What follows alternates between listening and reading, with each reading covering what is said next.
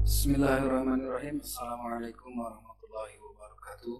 Alhamdulillahirabbil alamin wa bihi nasta'inu ala umuri dunya waddin wa ala alihi wa sahbihi ajma'in. Amma ba'du. Anak-anakku sekalian, kembali bertemu dan berjumpa lagi pada mata pelajaran ilmu hadis. Insyaallah pada kesempatan kali ini kita masih membicarakan tentang pembagian hadis berdasarkan kualitas sanad. Anak-anak sekalian, seperti halnya pada bagian yang pertama telah diulas bahwa hadis berdasarkan kualitas sanad itu terbagi kepada tiga, yaitu yang pertama hadis sahih, yang kedua hadis hasan, dan yang ketiga hadis dhaif. Di bagian kedua ini kita masih membicarakan tentang hadis sahih. Kalau kemarin pertemuan pertama kita membahas tentang pengertian dan syarat-syarat hadis sahih. Pada bagian yang kedua ini kita akan membahas tentang pembagian hadis sahih. Baik, ini kompetensi dasar yang harus kalian miliki setelah pembelajaran ini berakhir, yaitu diantaranya harus bisa menjelaskan pengertian, kemudian syarat-syarat dan klasifikasi serta contoh-contoh dari hadis sahih. Kemudian yang keduanya, kalian bisa menjelaskan pengertian dan klasifikasi serta contoh hadis hasan yang insya Allah akan dijelaskan pada pertemuan yang akan datang mengenai pengertian hadis hasan. Baik, anak-anak sekalian, ini skemanya seperti ini, pembagian hadis dari segi kualitas sanad. Hadis sahih terbagi dua, yaitu hadis sahih zati dan yang kedua hadis sahih ghairi. Kemudian yang kedua hadis hasan terbagi kepada dua, yaitu hasan li zati kemudian hasan li ghairi. Adapun hadis dhaif itu bisa dilihat dari cacat perawinya, kemudian dari segi keterputusan sanadnya. Insyaallah hadis hasan dan hadis dhaif kita akan bahas pada pertemuan-pertemuan yang akan datang. Baik, anak-anak sekalian, kita pahami dan kalian juga pasti sudah memahami apa itu hadis sahih, kemudian bagaimana syarat-syarat hadis sahih. Seperti halnya pada pertemuan yang lalu telah kita bahas bahwa hadis sahih adalah al-hadisul ladzi tasalu sanaduhu binaqlin 'adlin dhabitan muntahad wala mu'allalan wala syaddan. Jadi yang namanya hadis sahih itu paling tidak ada 5 syarat. Yang pertama itu dinukilkan oleh rawi yang adil. Kemudian dhabitan, yaitu dhabit, orangnya dhabit, gitu kan. Kemudian yang selanjutnya itu soal sanadnya, bersambung sanadnya.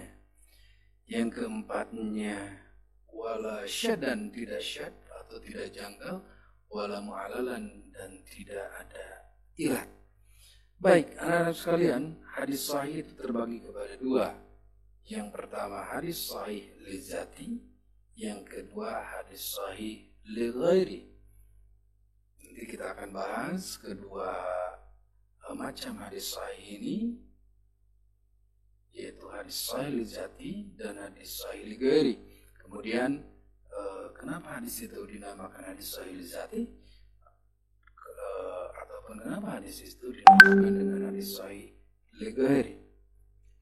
Anak-anak sekalian, yang namanya hadis sahih li zati itu adalah hadis sahih yang dengan sendirinya atau tanpa diperkuat dengan keterangan yang lain. Artinya yang namanya hadis sahih itu adalah hadis yang telah memenuhi syarat-syarat hadis sahih.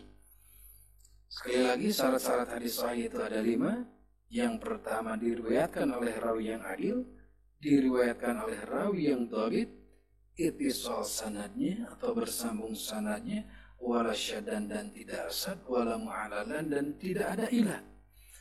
Nah, hadis sahih itu adalah hadis yang berkumpul kelima syaratnya itu. Maka hadis itu dinamakan dengan hadis sahih lizati. Jadi karena zatnya sendiri hadis itu sahih gitu. Tanpa ada keterangan-keterangan lain, tanpa ada hadis yang memperkuatnya gitu. Tapi hadis lizati itu karena dirinya sendiri, berdiri karena sendirinya, ataupun karena 5 syarat tadi telah terpenuhi. Baik, anak-anak sekalian, ini salah satu contoh hadis sahih lizati. Kita baca sama-sama. Bismillahirrahmanirrahim. Hadatsana Abdullah bin Yusuf qala akhbarana Malik an ibn Shihab an Muhammad ibn Zubair an Muhammad ibn ulangi. Bismillahirrahmanirrahim. Hadatsana Abdullah bin Yusuf qala akhbarana Malik an ibn Shihab an Muhammad ibn Jubair ibn Mut'im an abihi qala sami'tu Rasulullah sallallahu alaihi wasallam qara'a fil maghribi bit-tur.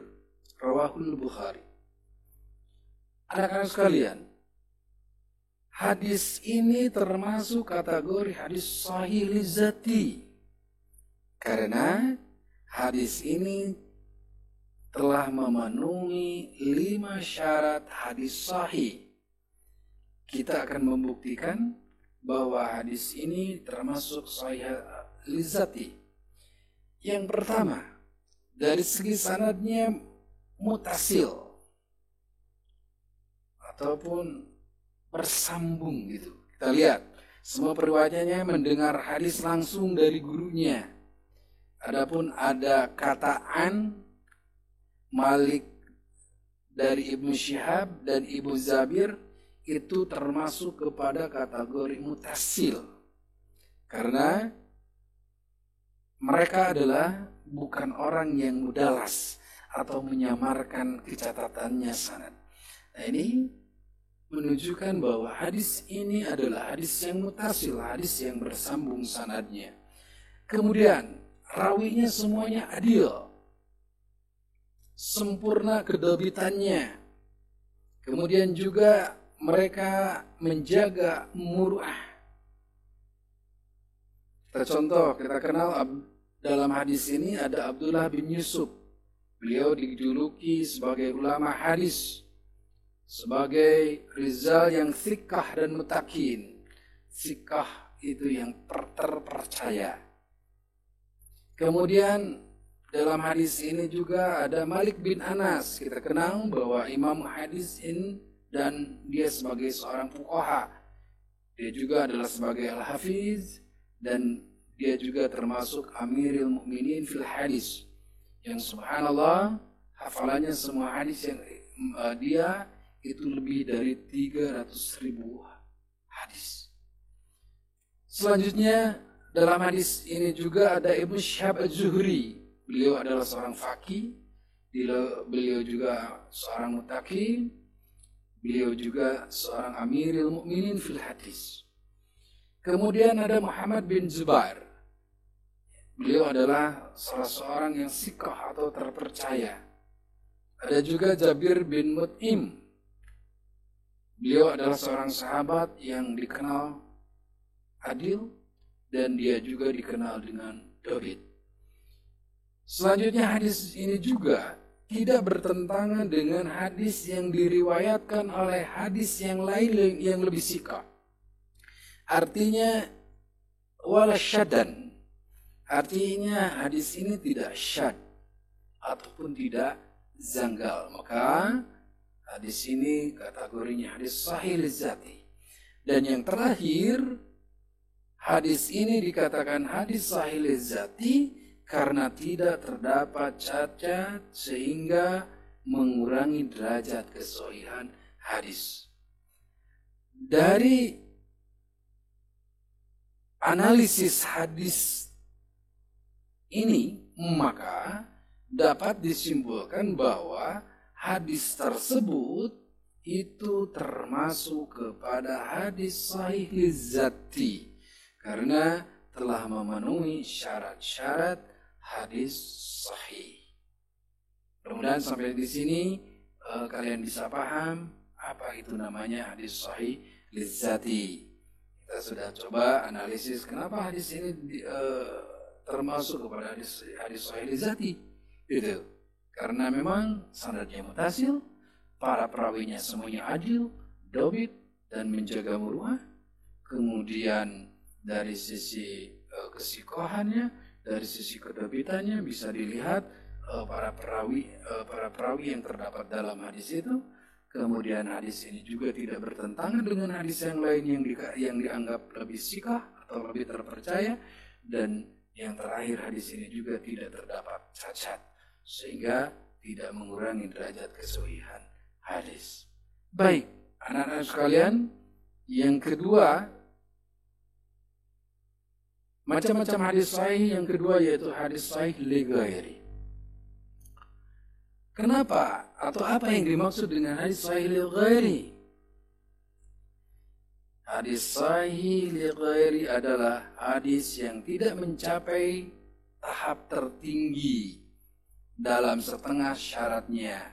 Artinya hadis sahih ini tidak memenuhi syarat-syarat hadis sahih yang 5 tadi. Kemudian hadis sahih li ghairi bisa dikatakan juga dengan hadis yang kesahihannya karena diperkuat dengan keterangan lain. Ataupun secara singkatnya, yang namanya hadis sahih li ghairi itu adalah hadis hasan lizzati, tapi karena ada hadis lain yang memperkuatnya, sehingga hadis itu naik derajatnya menjadi hadis sahih, dan hadisnya dinamakan dengan sahih li ghairi. Baik, anak-anak sekalian, mudah-mudahan paham dan bisa memahami yang namanya hadis sahih li ghairi itu pada dasarnya hadis hasan yang naik derajat tingkatannya menjadi hadis sahih karena ada hadis lain yang memperkuat hadis itu, sehingga hadis itu dinamakan dengan hadis sahih li ghairi. Baik, anak-anak sekalian, kita buktikan contoh dari hadis sahih li ghairi. Ini ada salah satu contoh hadis. Bismillahirrahmanirrahim. An Abi Hurairah radhiyallahu an anna Rasulullah sallallahu alaihi wasallam qala laula an asyukku ala ummati la amartuhum bis-siwak inda kulli shalah. Rawahu Bukhari wa Tirmidzi. Anak-anak sekalian, hadis ini diriwayatkan oleh Imam Bukhari dan Imam Tirmidzi. Perlu kita pahami, ketika dalam sebuah hadis itu ada 2 orang rawi, itu berarti ada 2 jalur sanad, gitu. Ada 2 jalur sanad yang ditempuh. Misalkan Rawul Bukhari itu 1 jalur sanad dari Imam Bukhari. Wa Tirmidzi, misalkan ini Imam Tirmidzi dengan jalur sanad yang berbeda-beda.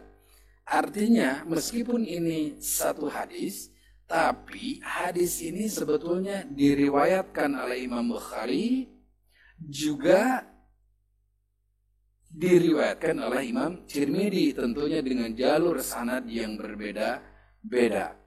Baik, anak-anak sekalian, hadis tersebut termasuk kepada kategori hadis sahih li ghairi. Kita ketahui bahwa hadis tersebut diriwayatkan oleh Imam Bukhari dengan jalur sanad yang tersendiri.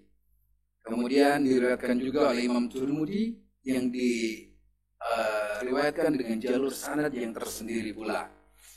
Hadis yang diriwayatkan oleh Imam Tirmidzi itu termasuk kepada kategori hasan lizzati.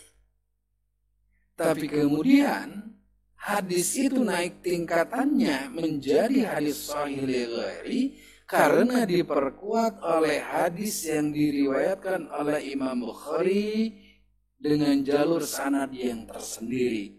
Maka kesimpulannya adalah hadis yang diriwayatkan oleh Imam Tirmidzi diperkuat oleh hadis yang diriwayatkan oleh Imam Bukhari, itu termasuk kepada hadis sahih li ghairi.